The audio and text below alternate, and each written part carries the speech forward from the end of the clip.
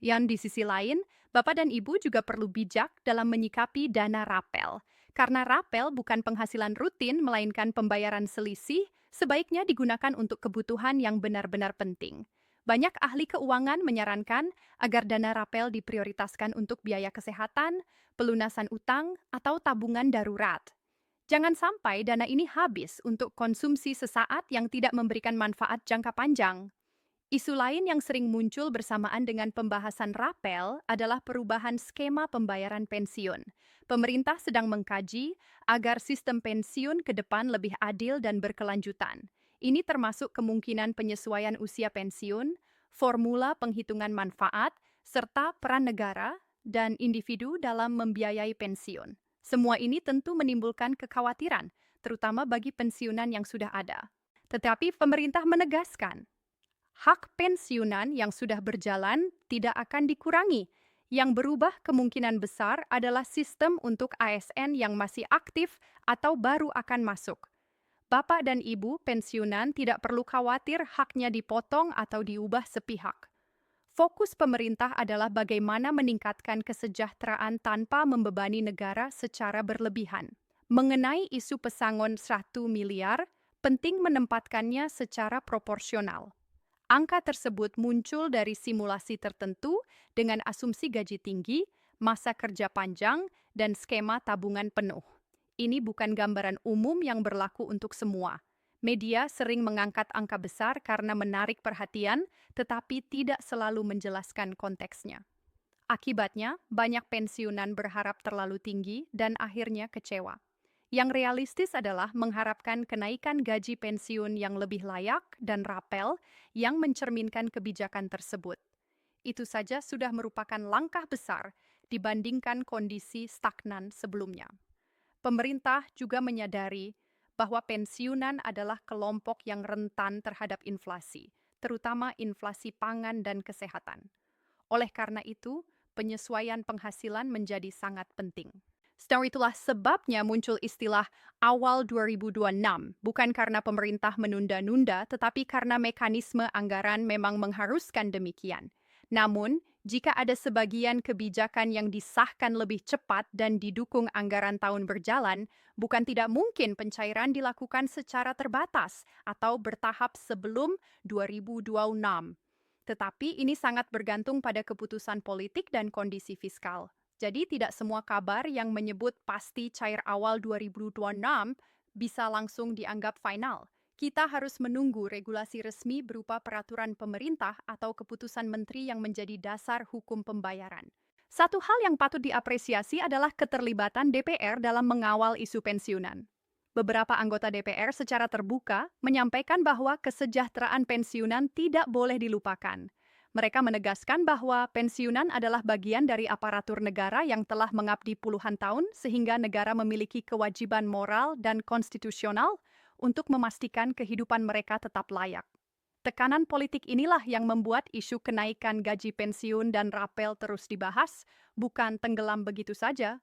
Namun, DPR tidak bisa memutuskan sendiri. Semua harus melalui pembahasan bersama pemerintah, khususnya Kementerian Keuangan. Menteri Keuangan memegang peran krusial karena bertugas menjaga keseimbangan APBN.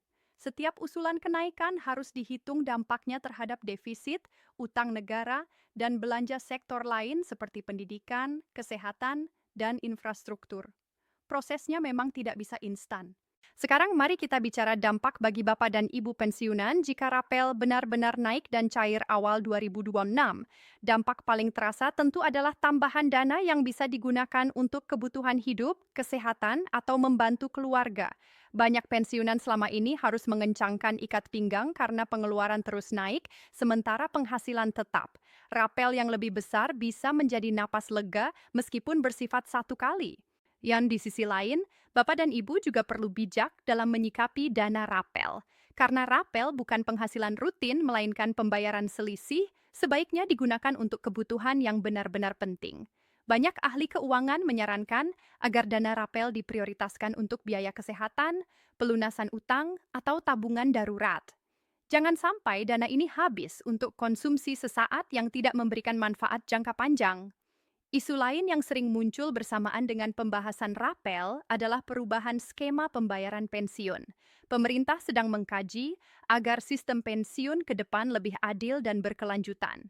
Ini termasuk kemungkinan penyesuaian usia pensiun, formula penghitungan manfaat, serta peran negara dan individu dalam membiayai pensiun. Semua ini tentu menimbulkan kekhawatiran, terutama bagi pensiunan yang sudah ada. Tetapi pemerintah menegaskan hak pensiunan yang sudah berjalan tidak akan dikurangi. Yang berubah kemungkinan besar adalah sistem untuk ASN yang masih aktif atau baru akan masuk. Bapak dan Ibu pensiunan tidak perlu khawatir haknya dipotong atau diubah sepihak. Fokus pemerintah adalah bagaimana meningkatkan kesejahteraan tanpa membebani negara secara berlebihan. Mengenai isu pesangon 1 miliar, penting menempatkannya secara proporsional. Angka tersebut muncul dari simulasi tertentu dengan asumsi gaji tinggi, masa kerja panjang, dan skema tabungan penuh. Ini bukan gambaran umum yang berlaku untuk semua. Media sering mengangkat angka besar karena menarik perhatian, tetapi tidak selalu menjelaskan konteksnya. Akibatnya, banyak pensiunan berharap terlalu tinggi dan akhirnya kecewa. Yang realistis adalah mengharapkan kenaikan gaji pensiun yang lebih layak dan rapel yang mencerminkan kebijakan tersebut. Itu saja sudah merupakan langkah besar dibandingkan kondisi stagnan sebelumnya. Pemerintah juga menyadari bahwa pensiunan adalah kelompok yang rentan terhadap inflasi, terutama inflasi pangan dan kesehatan. Oleh karena itu, penyesuaian penghasilan menjadi sangat penting. Sekarang pertanyaannya, apa yang bisa Bapak dan Ibu lakukan sambil menunggu kepastian?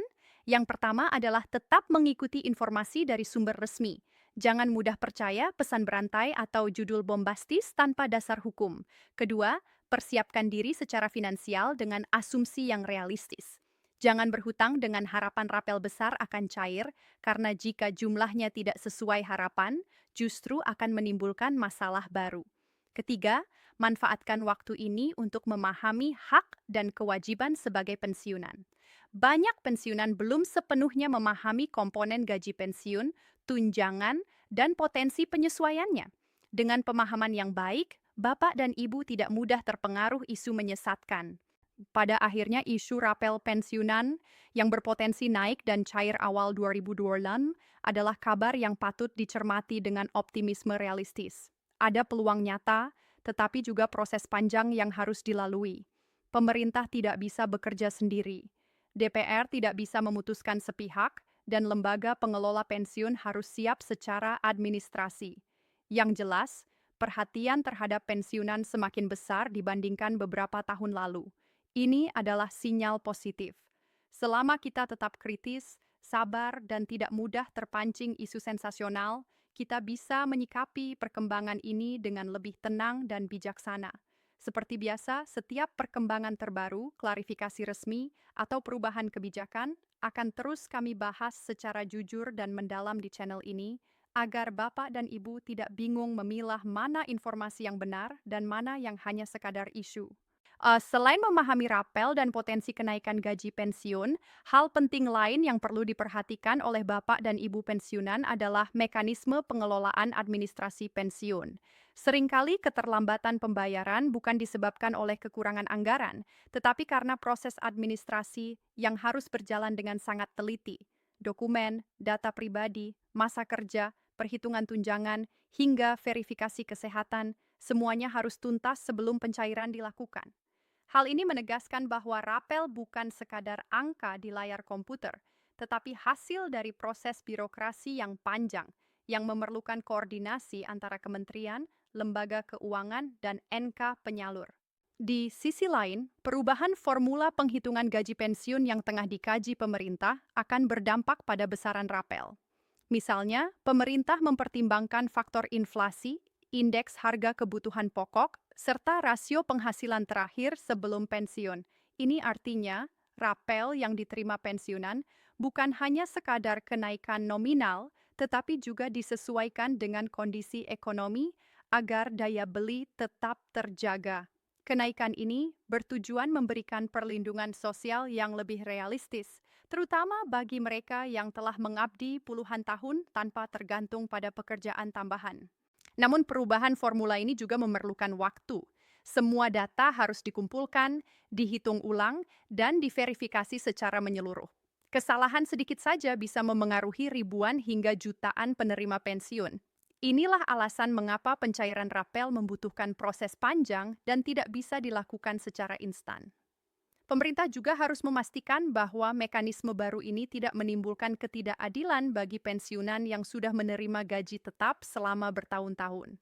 Aiderlai, administrasi dan formula, salah satu aspek yang sering luput dari perhatian adalah peran lembaga pengelola dana pensiun seperti Taspen dan Asabri. Kedua lembaga ini memiliki tanggung jawab besar, mulai dari mengelola iuran ASN, menghitung manfaat pensiun, hingga menyalurkan pembayaran. Dana yang dikelola tidak kecil, ratusan triliun rupiah berada di tangan lembaga-lembaga ini. Pengelolaan yang profesional menjadi kunci agar rapel dan tunjangan pensiun dapat dicairkan tepat waktu, aman, dan sesuai regulasi. Bapak dan Ibu juga perlu memahami tidak perbedaan antara rapel dan kenaikan reguler. Kenaikan reguler adalah penyesuaian gaji yang berlaku setiap tahun atau setiap periode tertentu, biasanya berdasarkan inflasi atau penyesuaian tunjangan. Sementara rapel muncul ketika kenaikan itu baru dibayarkan setelah beberapa bulan tertunda. Dengan kata lain, rapel adalah kompensasi atas waktu yang terlewat, sehingga penerima tidak dirugikan. Ini penting untuk diketahui agar tidak ada salah paham tentang hak-hak yang diterima. Isu rapel dan kenaikan pensiun juga erat kaitannya dengan inflasi dan biaya hidup. Pemerintah saat ini memperhitungkan faktor inflasi agar daya beli pensiunan tidak tergerus. Banyak pensiunan yang menggantungkan hidup pada gaji pensiun semata tanpa penghasilan tambahan. Oleh karena itu, penyesuaian gaji dan rapel yang proporsional menjadi instrumen penting untuk menjaga stabilitas ekonomi mereka. Misalnya, jika inflasi pangan meningkat 5% dalam setahun, tetapi gaji pensiun tidak naik, otomatis daya beli menurun dan pensiunan harus mengurangi pengeluaran dasar seperti pangan dan kesehatan. Selain itu, pemerintah juga tengah menyiapkan skenario pembayaran rapel bertahap. Hal ini untuk menghindari lonjakan pengeluaran yang terlalu besar dalam satu periode, sehingga APBN tetap stabil. Skema bertahap ini berarti sebagian rapel bisa dicairkan pada kuartal pertama tahun anggaran berjalan dan sisanya dicairkan beberapa bulan kemudian.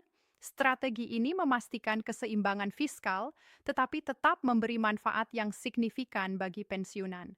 Selanjutnya, mari kita lihat peran transparansi dan komunikasi pemerintah.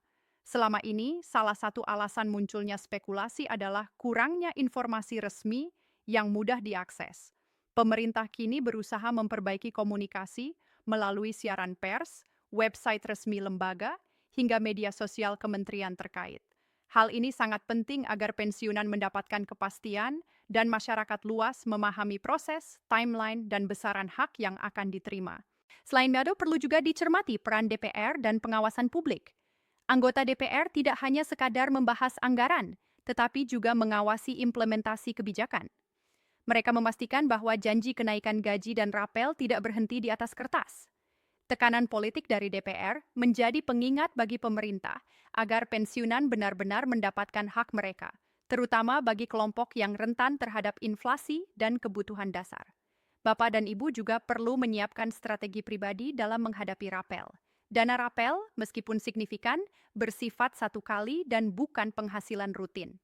Ahli keuangan menyarankan untuk menggunakan dana ini secara bijak, untuk tabungan darurat, pelunasan utang, atau biaya kesehatan. Investasi kecil atau perlindungan tambahan seperti asuransi kesehatan juga menjadi pilihan tepat. Jangan tergoda untuk konsumsi sesaat, karena itu bisa mengurangi manfaat jangka panjang dari rapel yang diterima.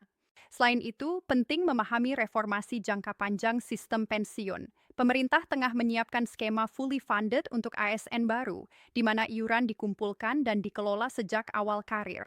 Skema ini menjanjikan manfaat pensiun lebih besar saat pensiun nanti, sekaligus mengurangi tekanan terhadap APBN. Bagi pensiunan lama, hak-hak mereka tetap terjamin, tetapi mereka juga dapat menjadi acuan untuk pengembangan sistem baru agar lebih adil dan berkelanjutan. Kita juga harus mengakui bahwa tantangan global dan ekonomi nasional turut memengaruhi pencairan rapel dan kenaikan pensiun. Fluktuasi harga energi, pangan, dan nilai tukar memengaruhi APBN, sehingga setiap keputusan kenaikan harus dilakukan dengan hati-hati. Pemerintah berupaya menyeimbangkan antara memberi manfaat maksimal bagi pensiunan dan menjaga stabilitas fiskal nasional. Di sisi lain muncul pula tantangan administratif di lapangan, beberapa pensiunan tinggal di daerah terpencil atau memiliki masalah dokumen. Pemerintah telah menyiapkan program untuk mempercepat verifikasi data, mempermudah proses administrasi, dan memastikan tidak ada yang tertinggal. Hal ini menunjukkan bahwa perhatian terhadap pensiunan bukan sekadar janji, tetapi tindakan nyata. Tak kalah penting, mari kita soroti perbedaan ekspektasi dan realitas. Media seringkali menampilkan angka besar, seperti pesangon 1 miliar yang menarik perhatian. Tetapi, kenyataannya, angka tersebut hanya berlaku untuk skema simulasi tertentu, bukan hak umum semua pensiunan.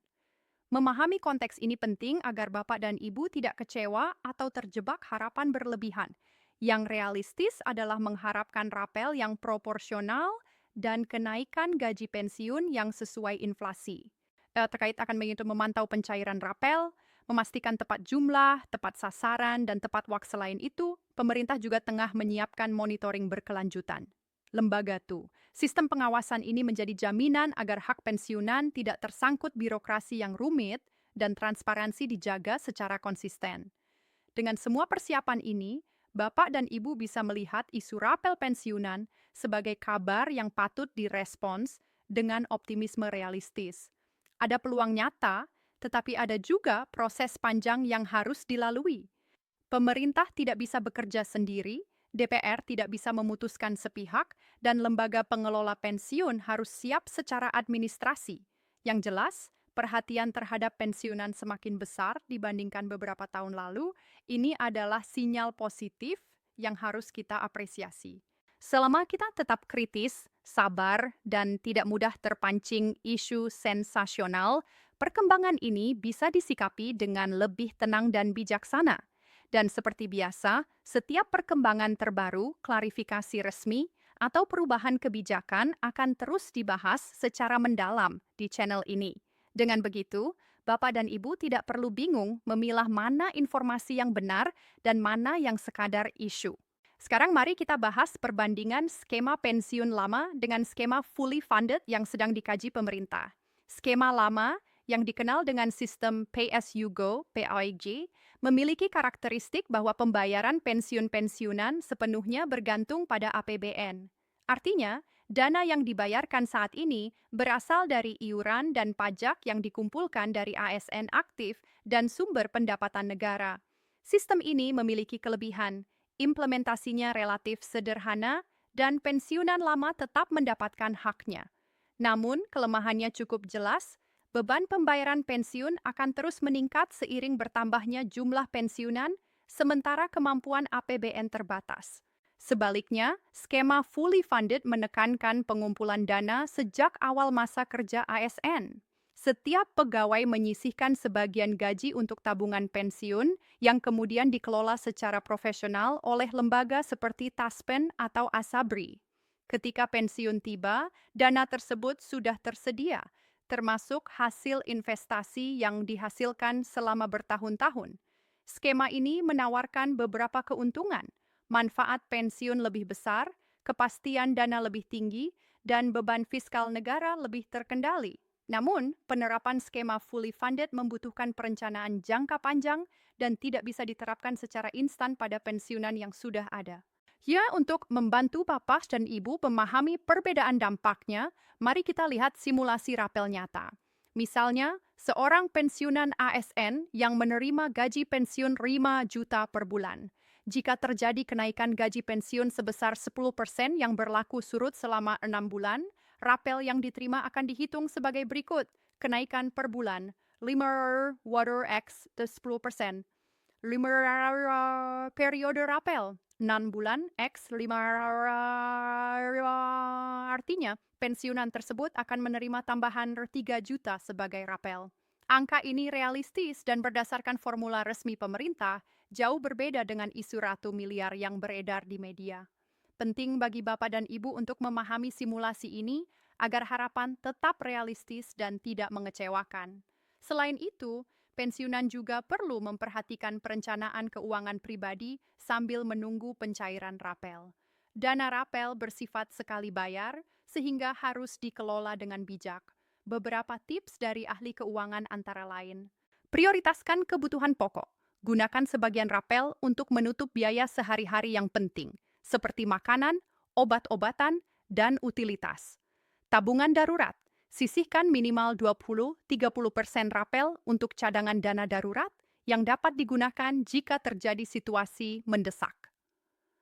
Pelunasan utang. Jika Bapak dan Ibu memiliki utang, gunakan sebagian rapel untuk mengurangi atau melunasi utang agar beban finansial berkurang. Investasi jangka pendek atau menengah. Dana rapel yang tersisa bisa diinvestasikan dalam instrumen aman seperti deposito, reksa, dana pasar uang, atau sukuk negara agar memberikan manfaat tambahan dalam jangka menengah. Dengan strategi ini, rapel bukan hanya menjadi angin segar sekali bayar, tetapi juga bisa menjadi pondasi finansial yang lebih kuat. Sekarang kita bicara soal proyeksi jangka panjang kesejahteraan pensiunan. Pemerintah memahami bahwa kenaikan gaji pensiun dan rapel hanyalah satu bagian dari solusi. Agar pensiunan dapat hidup layak, beberapa langkah strategis sedang dipersiapkan. Penyesuaian gaji berkala, tidak hanya kenaikan satu kali, tetapi penyesuaian berkala disesuaikan dengan inflasi, sehingga daya beli pensiunan tetap terjaga. Penguatan jaminan kesehatan. Pemerintah berupaya memastikan akses kesehatan tetap terjangkau, termasuk melalui BPJS dan subsidi bagi pensiunan. Program perlindungan sosial tambahan, bantuan sosial atau subsidi tertentu akan tetap tersedia bagi pensiunan yang kurang mampu.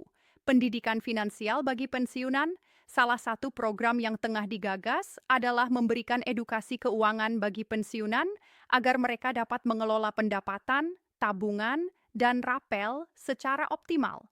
Faktor penting lain yang sering dilupakan adalah dukungan keluarga dan masyarakat.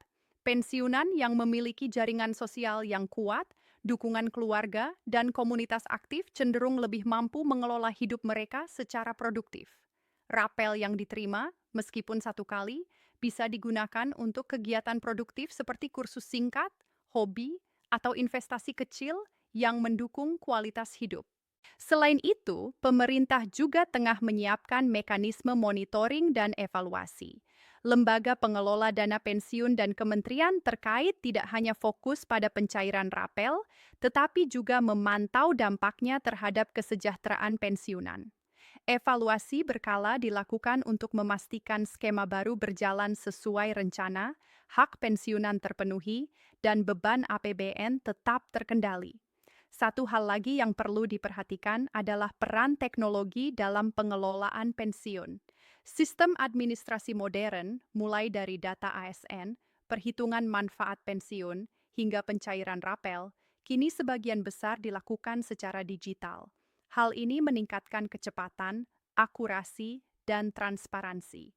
Pensiunan yang memiliki akses internet atau aplikasi resmi lembaga terkait dapat memeriksa status pencairan, jumlah rapel, dan informasi lainnya secara real-time. Dengan intuisi persiapan ini, kita bisa melihat optimisme realistis bagi pensiunan. Rapel yang berpotensi cair awal 2026 bukan sekadar rumor, tetapi bagian dari proses reformasi yang sedang berlangsung. Meskipun ada banyak langkah administratif dan politik yang harus dilalui, peluang untuk mendapatkan rapel yang lebih signifikan memang nyata. Penting bagi Bapak dan Ibu untuk tetap sabar dan kritis. Jangan mudah terpancing isu bombastis atau angka yang tidak realistis. Fokus pada informasi resmi, persiapkan diri secara finansial, dan gunakan rapel secara bijak. Dengan pendekatan ini, setiap tambahan dana bisa dimanfaatkan untuk meningkatkan kualitas hidup, bukan sekadar kepuasan sesaat. Dan yang tak kalah penting, mari kita hargai perhatian pemerintah dan DPR terhadap pensiunan. Karena beberapa tahun lalu isu pensiunan cenderung terlupakan, kini perhatian semakin besar. DPR mengawasi, pemerintah merumuskan kebijakan, dan lembaga pengelola dana pensiun siap menyalurkan hak pensiunan. Semua ini menunjukkan bahwa negara benar-benar menempatkan pensiunan sebagai prioritas. Selama Bapak dan Ibu tetap cermat, sabar, dan tidak mudah terprovokasi isu sensasional, proses rapel dan kenaikan pensiun dapat disikapi dengan tenang. Channel ini akan terus menghadirkan informasi terkini, analisis mendalam, dan klarifikasi resmi agar tidak ada kebingungan atau salah paham.